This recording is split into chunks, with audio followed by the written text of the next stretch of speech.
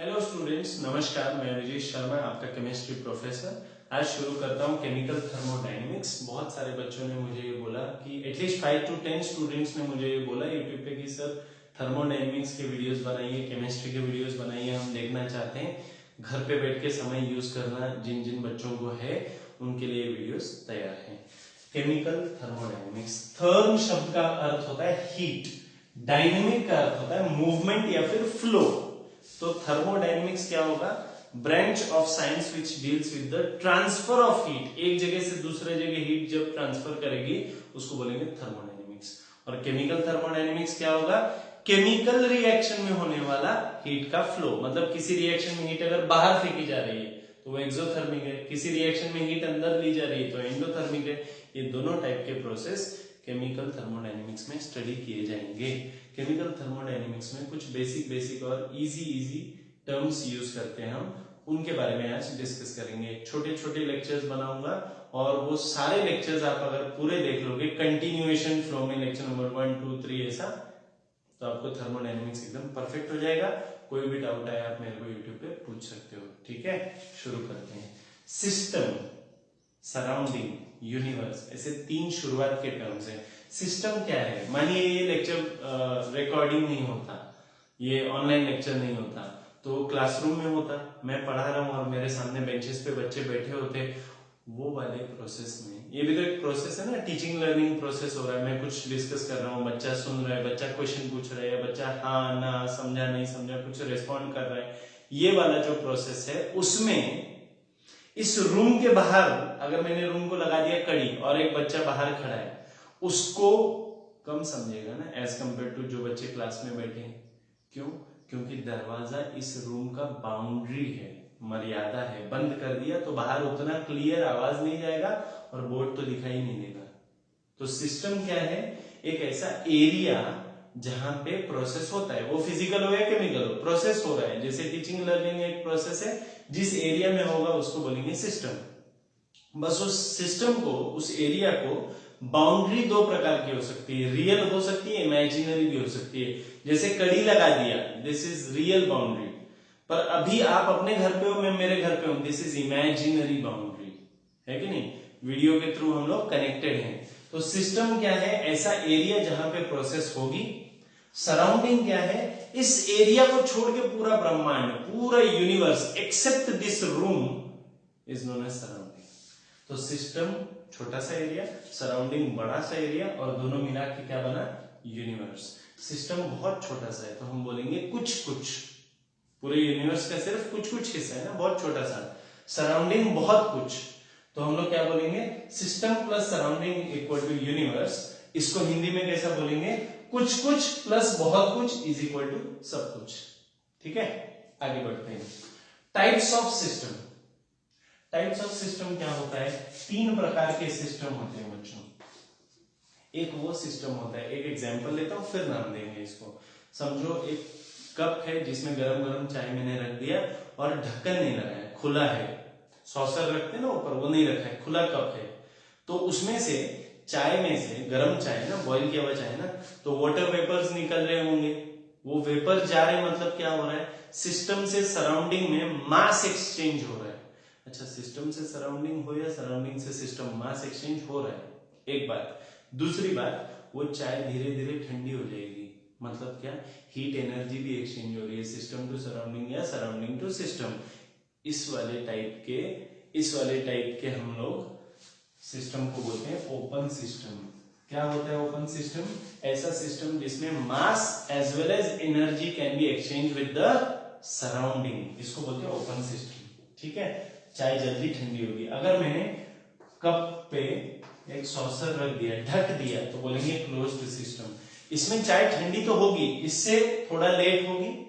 ये खुला है ना, तो फटाफट हीट निकलती जाएगी। इसमें ढक्कन लगा दिया तो होगी ठंडी, ऐसा नहीं कि 10-20 साल गर्म रहेगी, है ना। ठंडी तो होगी पर धीरे धीरे होगी, इससे थोड़ा स्लो, पर मतलब एनर्जी तो एक्सचेंज हुआ, ठंडा हुआ, मतलब हीट बाहर गई, एक चीज। दूसरी चीज, मास बाहर नहीं जाएगा, क्योंकि ढक्कन लगा दिया तो वेपर्स बाहर नहीं जाएंगे। थोड़े टाइम के बाद जब हम ढक्कन खोलते हैं तो उसमें से पानी गिरता है ना, वो वेपर कंडेंस हुआ है ना, मतलब मास एक्सचेंज नहीं हुआ। ऐसा सिस्टम जिसमें energy can be exchange with the surrounding but mass can not be exchange is known as closed system. Next the third one is isolated system. Isolate शब्द का अर्थ होता है एकदम अलग थलग कर देना, मराठीत ज्यादा म्हणतो वाळीत टाकणे। आइसोलेटेड सिस्टम वो सिस्टम होगा जिसमें न मास एक्सचेंज हो सकता है न एनर्जी, सराउंडिंग से कुछ भी एक्सचेंज नहीं हो सकता। Example thermos. थर्मस में हम लोग चाय भरते हैं, दूध भरते हैं, जो भी चीज भरते हैं। अगर मैंने आइडियल थर्मस बना लिया, अब तक आइडियल नहीं हुआ है और दुनिया में आइडियल नेवर एग्जिस्ट, हमने पहले भी बात की है। अगर मैंने आइडियल थर्मस बना लिया तो अगर मैंने आज 2020 में मैंने उसमें गर्म चाय भर के रख दिया, 3020 में भी वो गर्म रहना चाहिए, 1000 साल बाद भी, क्योंकि उसमें न मास एक्सचेंज होगा सराउंडिंग से, न एनर्जी। ऐसे वाले सिस्टम को बोलते हैं isolated system. Completely isolated system दुनिया में एग्जिस्ट ही नहीं करता। टाइप्स ऑफ सिस्टम समझ गए, ओपन, क्लोज्ड, आइसोलेटेड। अब properties of system. Properties of system दो टाइप की होती हैं, एक होती है एक्सटेंसिव प्रॉपर्टी, दूसरी होती है इंटेंसिव प्रॉपर्टी। एक्सटेंसिव क्या होती है? ऐसी प्रॉपर्टी जिसमें नंबर ऑफ पार्टिकल बदलने से प्रॉपर्टी बदल जाती है। मतलब क्या? अगर मैंने एक एग्जांपल लेते हैं, एक चौक का वजन है अगर 2 ग्राम, तो 2 चौक का कितना होगा? सिंपल 4 ग्राम होगा ना। 5 चौक का कितना होगा? 2 into 5 10 ग्राम। मतलब मास ऐसी प्रॉपर्टी है जिसमें संख्या बदलने से मास की वैल्यू बदल जाती है, तो उसको बोलते हैं extensive property. A property which is dependent on the amount of substance. अच्छा, तो इंटेंसिव क्या होगी? ये डिपेंड करता है, तो ये क्या होगा? इंडिपेंडेंट। देखो नाम देख के हमको याद आ सकता है, intensive, independent. What is intensive property of a system? A property which is independent of the amount of substance. For example, water का boiling point. अगर आपने 10 मिलीलीटर पानी लिया और मैंने 100 मिलीलीटर पानी लिया, प्योर वाटर, ठीक है, मेरे पास एक बड़ी टंकी है पानी की, उसमें से आपने 10 ml निकाल लिया, मैंने 100 ml निकाल लिया, दोनों का बॉइलिंग पॉइंट कितना होगा? आपका 100 और मेरा 110 120 ऐसा होगा क्या? नहीं, वाटर तो सेम है, आपने कम लिया मैंने ज्यादा लिया, या वाइस वर्सा ले लो, अमाउंट चेंज होने से बॉइलिंग पॉइंट नहीं बदलता, रिफ्रैक्टिव इंडेक्स नहीं बदलता, मेल्टिंग पॉइंट नहीं बदलता, डेंसिटी नहीं बदलती। तो ये सब क्या है? Intensive property, independent of the amount of substance. What is extensive? A property which is dependent on the amount of substance. इसको मैं बोलूंगा विच the property of a system which experiences change when the amount of substance changes। ठीक है, बात clear है? यहां तक सारा हमने समझ लिया। स्टेट फंक्शन और पाथ फंक्शन। स्टेट फंक्शन क्या होता है? एक ऐसा फंक्शन या एक ऐसी प्रॉपर्टी जो सिर्फ इनिशियल और फाइनल स्टेट पे डिपेंड करती है, किसी रास्ते से लेना देना नहीं है। State function is a function of a system which depends only on the initial and final states of the system and is not at all concerned about the path which is being followed। मतलब state function में सिर्फ state important है। मतलब मानिए ए और B है, ठीक है, ए इनिशियल स्टेट है, बी फाइनल स्टेट है, ए से बी जाना है, बस सीधे जाओ, घूम के जाओ, टेढ़ा मेढ़ा जाओ, कैसे भी जाओ, जिसको कोई फर्क नहीं पड़ता, उसको बोलते हैं स्टेट फंक्शन। मतलब only initial and final states are important and path is not considered. Okay, path function क्या होगा? अभी नाम देख के पता पड़ रहा है, इसमें पाथ कंसीडर होगा, पर इधर इंपॉर्टेंट बात क्या पता है? इधर दोनों कंसीडर होंगे। क्या? स्टेट भी इंपॉर्टेंट है और पाथ भी इंपॉर्टेंट है। इनिशियल स्टेट ए था, that is important, final state B होगा, that is also important, and the path along which we have gone through to make B, to produce B from A, that is also very much important. Path function is a function or property of a system in which state as well as path followed are very much important and are always considered। Okay, next, types of processes। Process क्या होता है exactly? Process, जैसे अभी ये lecture एक process है, teaching learning process है। Ice का मेल्ट हो जाना एक प्रोसेस है, वाटर का वाटर वेपर बन जाना दूसरा प्रोसेस है ना। Carbon reacts with oxygen to form CO2, ये भी एक प्रोसेस है। अच्छा, शुरुआत में जो मैंने बोला वाटर से आइस बनना या वाटर से वाटर वेपर, सॉरी आइस से वाटर बनना या फिर वाटर से वाटर वेपर बनना एंड वाइस वर्सा, ये सारे क्या है, फिजिकल प्रोसेस है। Carbon reacts with oxygen to give CO2 क्या है, केमिकल प्रोसेस है। प्रोसेस क्या होता है, फिजिकल केमिकल तो ठीक है, समझ में आ गया। प्रोसेस क्या होता है, प्रोसेस हर वो स्टेप है जिसमें पहले कोई और था और बाद में कुछ और बन जाता है। जैसे पहले आइस था, सॉलिड था और बाद में लिक्विड वाटर बन गया, कुछ तो चेंज हुआ, उस चेंज को बोलते हैं process. Something is getting converted into another thing, भले वो फिजिकल चेंज हो या केमिकल चेंज हो, उसको बोलते हैं process. There are 6 types of processes. Today we are going to study only 4 types. Next lecture में बचे हुए 2 देखेंगे, वो भी बहुत इंपॉर्टेंट है, पर आज का फोकस हमारा यहाँ पे। आइसो मतलब सेम, आइसो जहां भी दिखे मतलब समझ जाना सेम का बात चालू है। आइसोथर्मल, थर्म मतलब हीट और हीट मेजर करते हैं हम टेम्परेचर से, तो आइसोथर्मल मतलब क्या होगा, ऐसा प्रोसेस जिसमें initial temperature T1 is equal to final temperature T2, तो चेंज इन टेम्परेचर कितना आएगा, 0 आएगा, ठीक है। Next isobaric, we all know that bar is one of the units of pressure. Pressure के बहुत सारे यूनिट्स हैं, उनमें से एक है बार। एटमॉस्फेयर, बार, पॉइज, सेंटीपॉइज, ऐसे बहुत सारे यूनिट्स हैं, ठीक है। mm ऑफ Hg में भी गिनते हैं, मर्क्यूरी के मिलीमीटर में। आइसोबैरिक प्रोसेस मतलब क्या, bar is a unit of pressure, मतलब बात इधर प्रेशर का चालू है। आइसो यानी सेम, तो ऐसा प्रोसेस जिसमें initial pressure P1 is equal to final pressure P2, so the change in pressure is always 0 throughout the process. शुरुआत से लेके अंत तक कभी प्रेशर चेंज नहीं होगा तो आइसोबैरिक बोलेंगे, कभी टेम्परेचर चेंज नहीं होगा तो आइसोथर्मल बोलेंगे। Next isochoric.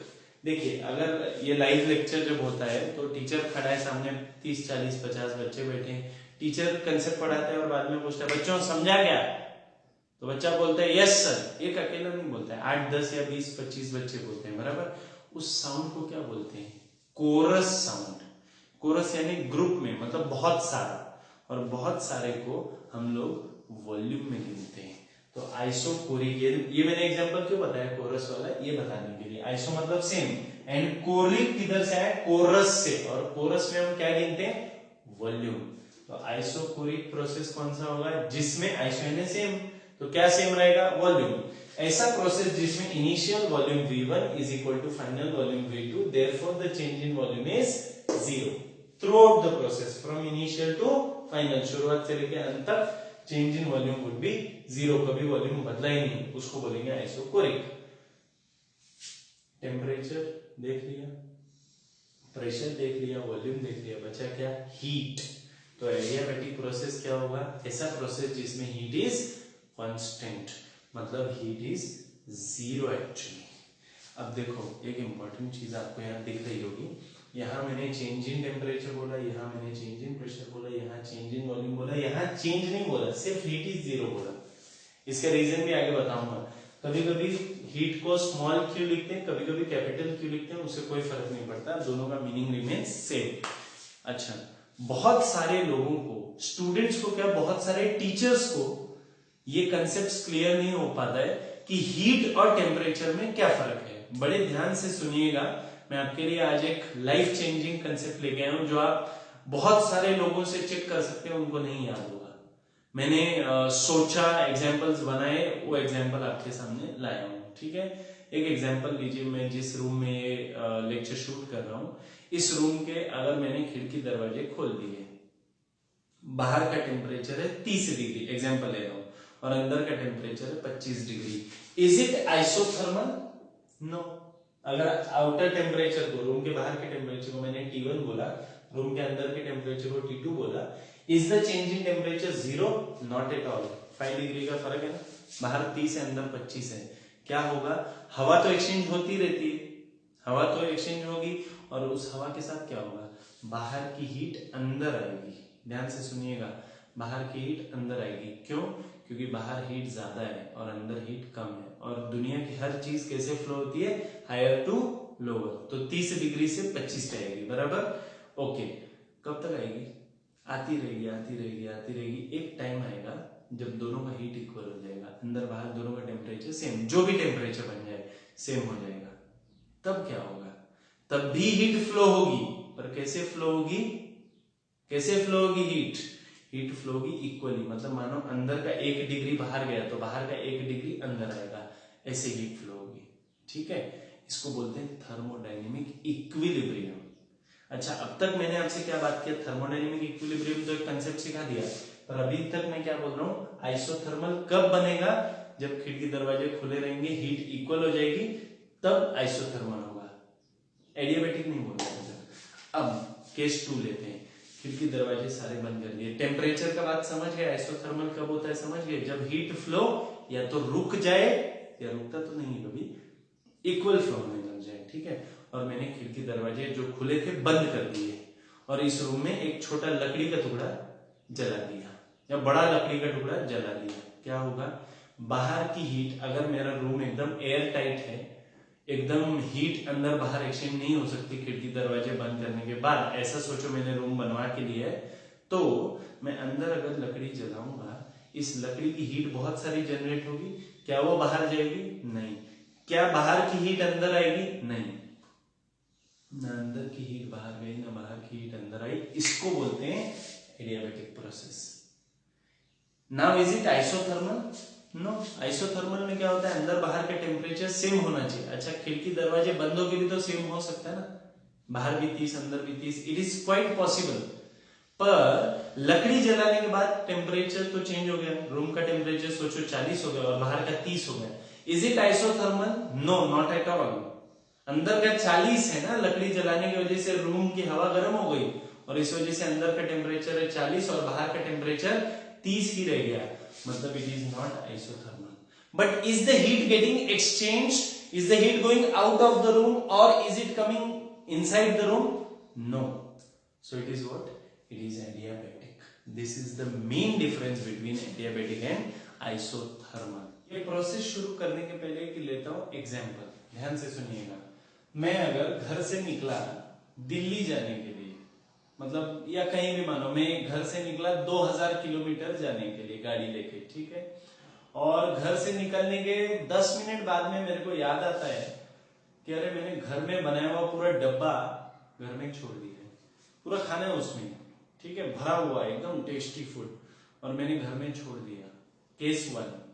केस 2, मुझे 1000 किलोमीटर जाने के बाद याद आता है, या 500 किलोमीटर जाने के बाद याद आता है कि अरे मैंने घर पे डब्बा छोड़ दिया, पूरा टेस्टी फूड बनाया हुआ है, क्या करें? केस 1 क्या था? 10 मिनट बाद में, मतलब 5 किलोमीटर बाद या 2-4-5 किलोमीटर के बाद में मेरे को समझा, याद आया कि मैंने घर में टिफिन छोड़ दिया है। केस 1।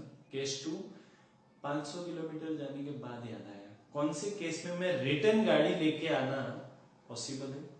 एक्चुअली पॉसिबल तो दोनों केसेस में है, पर कौन से केस में इजी है? 5 किलोमीटर वाले में, है ना। 5-10 मिनट के बाद में याद आ गया तो मैं रिटर्न गाड़ी घुमा लूंगा और लेके डब्बा जाऊंगा, टेस्टी फूड है, मेरे पसंद का है। एक्चुअली दोनों पॉसिबल है, पर कौन सा इजी है? 5-10 किलोमीटर वाला। और कौन सा डिफिकल्ट है? रिवर्स करना, मतलब गाड़ी आगे लेके गया और रिवर्स लेके जाना डिफिकल्ट कौन सा है? 500 किलोमीटर वाला।